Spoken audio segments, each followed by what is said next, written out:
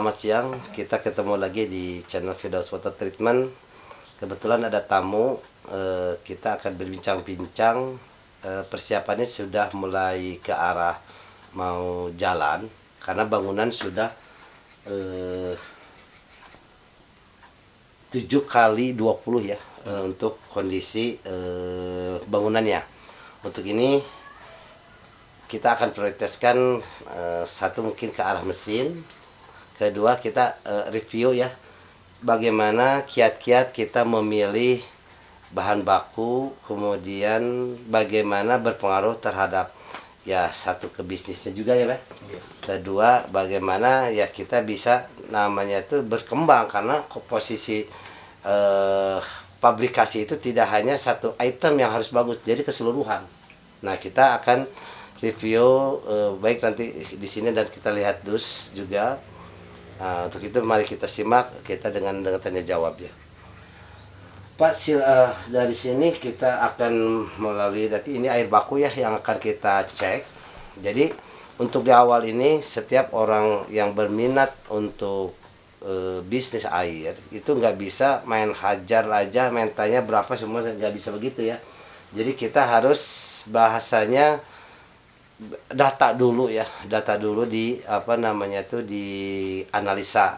Kalau ini memang air itu layak untuk diminum secara mineral ya mineral aja ya. Tapi kalau misalkan ingin pakai RO juga silahkan. Tapi hitungan HPP kalau ingin ya bahasanya bermain cup, kalau air itu bagus saya condongnya ke mineral ya. Karena kan cup itu sebetulnya kecil di profit tapi nanti high di marketingnya, atau brand itu akan berkibar kemana-mana atau ada di mana-mana ya. Itu ciri karakter dari cup ya. Kedua kita akan bahas mengenai jenis mesin yang akan kita tanyakan. Silakan Mas, dengan kondisi ini saya mau tanya kenapa pengen langsung ke arah reverse osmosis atau gimana? Namanya itu rencananya itu gimana? Sebenarnya sih nggak langsung ke RO ya Pak ya. Ya. Karena memang kita juga belum punya data juga, ya. Gitu kan. Cuman opsi tersebut karena muncul, saya lihat yang baru saya kuasai baru proses yang RO. Kalau yang air mineral saya belum pernah, makanya cenderung condongnya ke situ. Tapi kalau nanti kita hasil labnya bahan bakunya ke arah cenderung bagus ke air mineral ya kenapa tidak gitu ya. Oke, barusan istilahnya sudah ada, nanti kita akan tambahkan. Kedua, rencana ke depan selain cup ada tambahan nggak, botol atau galon? Insya Allah ada botol sama galonnya juga Pak. Oke. Ke depannya. Kalau botol Anda bisa nanti lihat aja di video YouTube banyak ya. Nanti akan saya review secara gamblang supaya ini dicatat ya. Karena gini, ini pernah saya sampaikan ke semua orang yang tanya. Jadi tolong dibaca dulu PowerPoint. PowerPoint itu menunjukkan kita itu jangan dulu nanya angka berapa gitu. Justru saya nanya mau produksi berapa kan gitu ya. Nah, kenapa? Karena kan kalau setelah jawaban itu ada, baru saya menghitung. Contoh kayak gini ya. Kedatangan tamu ini kan istilahnya rencana mau mesin cup ya yang akan diproduksi. Cup kan bisa dihitung. Kemampuan per harinya 800 dus. Satu dusnya 10,5 liter, kita bulatkan 11 kali 800 itu sekitar 8.800 kan liter. Itu istilahnya nggak bisa ditawar, karena itu kan memang bahasanya kalau udah hitungan tepat ya sebegitu ya. Namanya tuh output yang keluar ya. Nah, tinggal menambahkan ya kayak filling botol. Nah, filling botol ini ada pilihan ya. Kalau untuk pabrik sih nggak mungkin manual ya. Kita mungkin mulai yang agak murah di semi automatic dengan full automatic ya. Nah, semi automatic bisa inline, full automatic juga bisa inline juga. Cuma kalau bedanya, kalau arah sudah full automatic dia kapasitas menghasilkan ngisi ya itu sekitar bisa di angka 2000 botol per jam yang 600 mili. ya. Udah sih. Nah, ini rank ya. Jadi kalau ingin biayanya ranknya bisa murah di bawah 200 tapi komplit, itu bisa diambil semi automatic inline ya. Inline nanti saya juga akan jelaskan inline itu seperti apa. Inline ini pengisian cuci manual, kita manual tinggal hanya dibilas, kemudian ngisi. Ada nanti saya kirim video, bisa mulai dari 8 atau 10 ya sekali ngisi. Cuma kalau disebutnya semi automatic, penutup itu menggunakan tangan operator masukin. Cuma hanya masuk aja, nanti dia jalan, dia mengencangnya ada set. Kemudian kalau bisa sebelum dia itu ngisi, sebelumnya slingnya sudah dimasukkan dulu. Jadi supaya ketika ada ngisi tinggal hanya segel aja. Tapi sekarang biasanya segel sudah nggak main ya. Jadi terserah ya. Jadi kalau saya sarankan ketika mau ngisi ini sudah slingnya masukin dulu. Sehingga nanti setelah dia itu dikencengin oleh mesin, dia jalan ada heater yang akan memanaskan si sling tersebut. Jadi ngerut ya. Nah, itu yang dikatakan inline ya. Kapasitas ya bisa mulai dari kalau 600 ml itu 1000 botol. Kalau naik lagi ke level 1500 berarti ya mungkin ranknya itu di bawah lagi 1000 ya. Karena kan dia isinya lebih cepat kan, sistem timer. Jadi posisinya inline itu atau nanti rotary bisa dimodif mau 600, mau 1500 nanti kan dinaikin itunya. Nah, atau mungkin turun lagi grade-nya ke isinya di ukuran kecil 350 silakan. Nah, nanti agak mungkin lebih cepat ya, lebih banyak mungkin dibanding dengan 600 mili. Itu hitungan untuk inline ya. Nah, untuk rotary itu juga ada kita atau yang lokal hanya bisa mampu paling nyampe di 2000 ya, 2000 botol per jam untuk 600 mili. Kalau sudah ingin 2000 ke atas, kita ya bahasanya belum coba, tapi saya rekomendasi nasi Cina nanti ya. Kalau ingin ke speednya 2000 ke atas. Makanya hitungan ini perlu jelas dulu ini perlunya apa, kemana, supaya kita juga namanya memberikan arahan penawaran itu sesuai dengan apa yang diminta, kedua sesuai juga dengan budget ya. Nah, kemudian pelengkap ya, pelengkap dari filling botol itu kalau kita yang bikin itu ya hanya ya mungkin pendukung kayak kompresor bisa lah, karena recommended kompresor mesti dari kita juga ya, supaya nanti include-nya itu kita hitung. Include-nya itu bahasanya gini, satu di dinamonya kita biasanya Hitachi ya, kemudian kalau tabungnya kalau nggak Shark atau Yamaha itu saya sudah recommended, karena ketika nanti ada trouble meledak dia berani mengasih garansi ya, itu yang saya pegang si toko tersebut. Kemudian dilanjut mengenai ini perlu ya dipahami bahwa aksesoris atau namanya pelengkap kita bikin ini ada yang disebutnya expired date ya.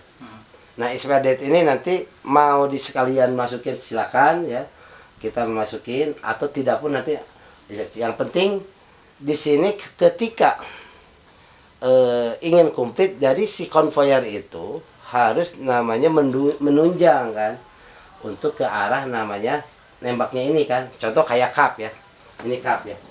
Cup kalau ingin ditembak pakai pinjet itu bagus cepat, tapi nanti si modifnya conveyor dia selain meja nanti ada mengecil langsung jadi nyusun satu. Nah, dari satu nanti pinjetnya di setting di posisi di mana dia langsung nembak satu-satu seperti itu ya. Nah, karena gini, umumnya yang made in China dia menggunakan pita. Ya, saya akan buka ya, bukan lemah tapi bahasanya begini. Ketika settingan itu harus pas, udah nggak ada masalah. Tapi nggak pas, terlalu panas, ke tutupnya jadi bocor. Nggak panas atau kurang panas, si tintanya nggak nempel. Atau ukuran ngepas tapi pitanya karena sudah habis dia harus bongkar dulu, balikin lagi kayak kita ngetik ya. Kalau tintanya udah itu istilahnya mau menggunakan yang bawaan dari Cina silakan, mau lebih praktis lebih cepat juga pakai Flingjet silakan juga ya, yang penting bahasan untuk aksesoris seperti itu ya. Udah piring botol, kemudian galon ya. Galon juga sama. Ketika mau ambil yang semi otomatis bisa, mau full otomatis bisa. Umumnya orang yang pemula itu ambil semi, pencuciannya manual. Jadi supaya biayanya nggak mahal lah. Iya. Kalau full otomatis ya kita juga siap gitu ya. Jadi pencuciannya mungkin mulainya dari 2 lah ya. Si apa cucinya dia biasanya kan dia datang angkat langsung nembak 1, nembak 2, nembak 3 ya. Si apa namanya itu nozzle atau untuk bilas itu ada ininya. Ada mungkin satu ada cairan ya semacam kimia tapi nggak begitu keras untuk membersihkan itunya kandungan baunya. Ada mungkin air panas ya. Ketiga air ozon. Tembakan itu macam-macam ya itunya. Si bak itu 1 bak 1 pompa 1 nozzle. Nah itu yang namanya rinser atau cuci bilas. Nah untuk yang manual pun kita ada videonya. Jadi apabila kita mau nyuci ingin praktis cepat, jadi kita dimasukin nanti si sikat galon posisinya sudah ada, dia mutar sudah berikut sikat luar dan dalam ya ada. Kemudian kapasitas mulai yang semi otomatis itu di sekitar 200 galon per jam ya. Jadi naiknya dari 200, 300, 400 ya. Oke. Kemudian nah sekarang saya mau tanya nih agar dari pertanyaan ini akan mengakibatkan nanti total jumlah air itu harus berapa liter ya. Nah tadi udah kehitung ya. Mesin 4 len itu sekitar 8.800. Saya mau tanya nih, untuk mesin piring botol di angka berapa maunya? Apakah cukup di 1000 botol 600 ml? 1000 botol 600 ml. Ya. Cukup, Pak. Kalau kurang, kita nanti tawarin yang rotary ya. Jadi kalau ingin speednya tinggi, saya nggak bisa nawarin yang inline ya. Jadi kalau inline itu gini, posisi bisa sih namanya ngisi banyak. Cuma ketika dia itu tutupnya nggak otomatis nggak mungkin kan memacu kecepatan kan, karena kan kalau rotari dia posisinya nyuci dengan itu semua sudah ini ya namanya otomatis ya, jadi nggak ada campur tangan operator. Kira-kira di angka berapa tadi kecepatan yang mau diinginkan? Kalau Yang botol? Yang botol mah 1000 kayaknya cukup, Pak. Cukup ya, jadi yang 1400 ml di bawahnya nggak apa-apa, sekitar 700 botolan. Iya, nggak apa-apa. Nggak apa-apa ya, oke. Mau ambil yang semi atau full otomatis, yang inline-nya? Kalau yang botol? Ya. Kalau yang botol kayaknya itu nanti, Pak, pembahasan yang botolnya, karena selesain program ini dulu ya. Oh ya, monggo ya. Oke. Kemudian galon juga sama ya. Galon. Jadi galon juga sama, mau semi otomatis, cuma bedanya gini. Disebut semi otomatis itu ketika dia sudah ngisi, kalau otomatis dia si tutupnya itu dia turun tek ya kan. Iya. Nah udah gitu dia nanti ada yang nendang tes ya kan. Nah itu full otomatis. Tapi kalau semi tutupnya tetap pakai operator. Mungkin bahasanya kalaupun semi otomatis Pak gimana nanti SNI-nya ya, nanti kita siasati tangannya pakai sarung tangan, ininya pakai masker, jadi sehingga tetap safety ya untuk menutup itu. Yang penting si isinya tuh dia tuh pakem, dia naken pakem, terus ngisi penuh dia langsung tinggal kasih tutup doang gitu. Kemudian kita akan bahas ke arah namanya itu sistem pengolahan airnya. Kebetulan airnya baru apa namanya itu ngambil. Kalau ini nanti hasil ceknya layak, kita akan merekomendasikan sistem mineral. Teknologinya ya kalau sama dengan depot kayaknya sayang ya. Jadi istilahnya apa sih, takutnya gini, kalau teknologinya sama dengan depot takutnya orang ngetawain atau bahasanya apa ya, menyepelekan ya. Kita arahnya nanti ke ultrafiltrasi ya. Jadi saringannya lebih ketat dibanding depot isi ulang. Adapun nanti cita rasa air ya gimana isi media, gimana perawatan, kemudian gimana dimensi ya. Kemudian kita juga akan tambah semacam perasa itu di mineral plus ya, atau jadi kayak ini ada contohnya tuh tabung kosong, nanti kita batuannya di dalam itu selongsong ini ya. Umumnya kan orang biasanya pakai yang bawaan RO yang kecil kayak gitu kan, dia kecil kuning ya, itu terlalu kecil. Kalau orang ada ya, saya kompetitor yang nawarin ini murah-murah, saya lihat speknya ya, jadi harus dihitung satu outputnya di berapa, jangan sampai outputnya kecil yang mengakibatkan nanti orang yang punya atau yang merawatnya itu ribet. Ini gimana, karena dia vakum kan, filter yang kecil itu ya cuma diparalelkan. Kalau ini enggak, ada nanti water more, ketika nanti rasa agak berubah karena sudah dipakai, silakan istilahnya dirawat kayak direndam pakai air hangat, kemudian sedang agak dijemur, atau harus juga punya namanya cadangan. Jadi kan istilahnya kan batuan itu sebetulnya hanya istilahnya disebutnya itu perawatan, dicuci hangat kemudian dijemur. Tapi ketika berulang-ulang dan rasa juga sudah, itu berarti sudah ini ya namanya tuh sudah jenuh lah. Kira-kira ada yang mau ditanyakan, silakan. Ya, sebagian besar sih sudah dipelajari nih Pak. Oh, jadi semua sama ya? Oke. Udah dipelajari, cuman kami sengaja kesini ya, satu cari referensi lah Ya. pertama. Kedua ya tadi karena kita belum pernah uji layak bahan baku, Ya.